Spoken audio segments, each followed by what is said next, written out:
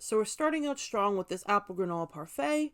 Apples were the only fruit that I had in my house, so I decided to just use those. I like to do like a fruit, a grain, which would be the granola that I'm about to show you, and yogurt. Now, the Silk Greek yogurt is probably my favorite yogurt ever. I really like the texture. It's just very nice. Now, this is probably the easiest of the breakfasts that I'm going to show you today to make. It took me about 5 minutes to throw together. I drizzled some chocolate syrup on top for fun. It's a really nice, sweet, crunchy, tasty breakfast.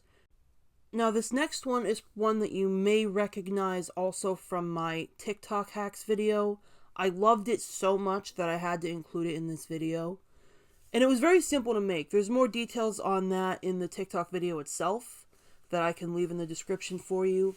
You're peeling your tomatoes, you're making a brine, and then you're marinating your tomatoes in the brine overnight. I prefer, so that the flavor can really marry into the tomatoes. And it really does register as fish when you're eating this on your bagel. It's really crazy to me how that works. Another thing I should probably mention is that the tomatoes that I used were grape tomatoes because those are the only tomatoes I had in the house. The person that did this recipe used regular sized tomatoes. Now, it probably would be easier to use the regular sized tomatoes, but I kind of liked using the grape tomatoes, so either or would work, but I prefer the grape tomatoes. Now, to assemble this, you could just do some sliced cucumber like you see me doing here. I'm also going to do some sliced onion, add some nice flavor to that. And then you'll just put the lox on the bagel and you'll have a delicious breakfast. And let me tell you, this is probably my favorite recipe from this entire video. I'm going to show you 5, but this is probably my favorite. The flavors are just so delicious. And so I would highly encourage you to try this one. Now, this next one may be a little experimental, but it does come from a recipe that I've tested many times, which is my chickpea omelet and or chickpea scramble. Now, using chickpea flour as a vegan egg replacer is one of my favorite things to do because chickpea flour is usually pretty cheap, but it also is shelf stable, which means you could just keep it in your pantry and make yourself an omelet and or scramble whenever you want, which is what I do. I keep a bag or two of chickpea flour in my pantry at any given time. But today we're doing something a little different. Instead of a scramble or an omelet, we are going to actually use the chickpea flour mixture that we come up with, and we're going to turn it into a waffle. Because I broke out my waffle maker, I haven't used it in a while. I don't usually make waffles, but I do like waffles. They're kind of like a special occasion thing for me. But anyway, I have this cute little waffle maker, and I figured I don't even have to clean a pan. I just have this little waffle maker that I'll have to clean at the end. It's a lot less cleanup.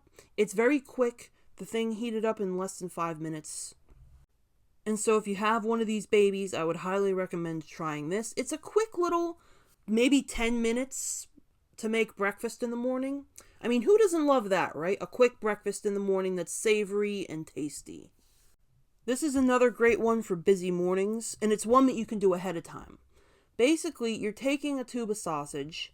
I like the Impossible sausage, as you just saw there. You're seasoning it to your own content. I like to use garlic powder, onion powder, smoked paprika, among other things. You could probably throw some nutritional yeast in there, salt and pepper, and you just mix it together and you make it into little patties and cook them up. I also like to do cooked hash browns and vegan cheese on these sandwiches. I don't usually do an egg component, which you can do an egg component. It would also fit right in, but I'm not sure how that would reheat because you do reheat these in the microwave, which is why I just like to do the sausage and the hash browns and the cheese. But yeah, once you cook these up, you just wrap them in foil and stick them in the freezer. And then when you're ready to eat them, you just take them out of the foil. Make sure you don't microwave foil, obviously. And you're wrapping it in a wet paper towel, which keeps moisture into the bread, and microwaving it for 2 minutes, maybe 2.5 minutes. And then you're going to end up with a really delicious melty breakfast sandwich. On the morning of, when you're going to heat this up, takes like less than 5 minutes between the unwrapping and heating up in the microwave. You will have breakfast in less than 5 minutes, which I think is a very attractive option, especially for those busy mornings, which I know we all have. And the particular setup that I did here came up with about 5 breakfast sandwiches. You could double or triple this recipe to make breakfast sandwiches for the whole month. That's the beauty of this recipe, is that it's very flexible as far as how many it'll make. And it's just up to you. The world is your oyster. Whatever you want to do. Now we're ending on a sweet one, which is these vegan chocolate chip pancakes. They're very easy to make, and we start out with buttermilk. Now, when I'm making vegan buttermilk, I prefer to use soy milk. I've seen other people use other types of milk, and I even, in this particular instance of making these pancakes, tried using another milk. It worked fine, but I feel like when you're using soy milk, it curdles better, which is what you want in a vegan buttermilk. You want it to curdle a little bit, to have that texture, I guess. That's just my feelings anyway. But these pancakes come together very easily. This is a recipe serving 2 people. So you and a partner, or you and a friend, or you and then you the next day. You can reheat them in the microwave and they'll come back fine. I'm going to be linking everything you need, not just for this recipe, but for any of the other recipes in this video in the description for you so that you can reference them. So don't worry about that. But another thing I wanted to talk to you about is the chocolate chips. Now, this is the brand that I'm using, this Lily's. There's Enjoy Life chocolate chips. There are actually even some store brand chocolate chips that are accidentally vegan. Just make sure you check your labels. But I know that ShopRite's semi-sweet chocolate chips are vegan. You just, again, double check your labels. But you don't have to buy the super expensive ones. A lot of things are accidentally vegan. And so I would encourage you to at least check when you're in the store, because you can save a lot of green that way, especially doing like the store brand stuff. It's like probably going to be at least half of what you would normally pay.